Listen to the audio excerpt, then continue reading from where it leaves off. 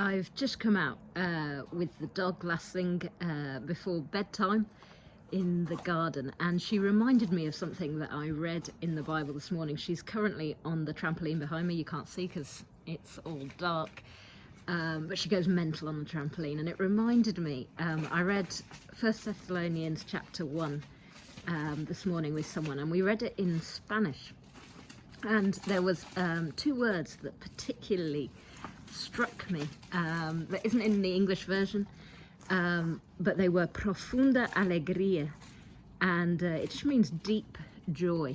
So profunda, a bit like the word profound in English, and alegría, like my daughter Allegra, comes from the same thing, and it's a word for joy. And the English for those words, if you look out for the word joy, is where it came, but it doesn't say that word deep, that profunda alegría. It's 1 Thessalonians 1 verse 6, and it says, "You became imitators of us and of the Lord." So it's Paul talking to the Thessalonians. "For you welcomed the message in the midst of severe suffering with the joy given by the Holy Spirit."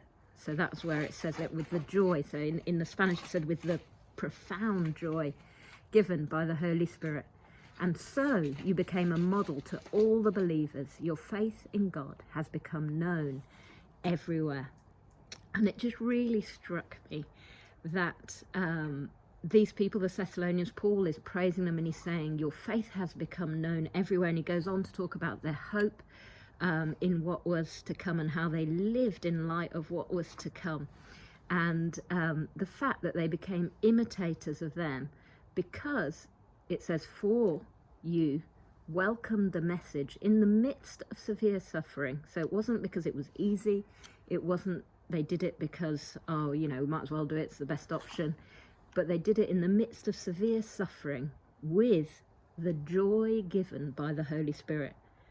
And then it says, "And so you became a model to all the believers," because they did it with the joy given by the Holy Spirit. And it just really encouraged me. And I think the reason that those words, profunda alegría, profound joy, really struck home is because it's so countercultural. There's so much anxiety, depression, moaning, complaining, negativity, blame, all kinds of negative emotions seem to be almost magnified in our culture today. And this idea of a profound joy is so countercultural, and it reminded me of who our God is, because it wasn't that they kind of mustered up this profound joy in themselves. It wasn't that they welcomed the message with profound joy because they'd really made themselves happy people, because they'd really invested in their own happiness.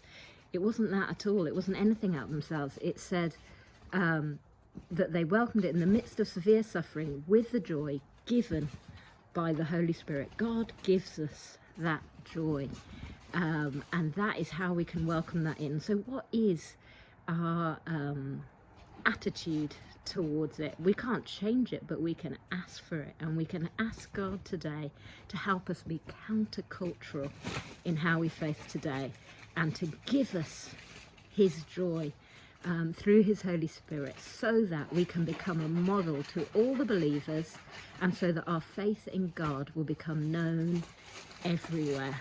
Let's be a people of profound joy in the midst of a world that is crying out for hope. And let's be that people that speaks of that, and that they look to us and see this profound joy and think, why do they have that kind of joy? Where does it come from? And then they go looking for it too, and asking God to give it to them, because we can't get it on our own. When we leave him, we see how we end up. We end up like the culture around us. It's difficult to find that kind of profound joy on our own, but the Holy Spirit gives it to us freely and gladly. So let's receive it, and with that be models of his grace and the hope that we have in him to the people around us. Father, I pray that we would be a people of joy. I pray that you would give us your joy today.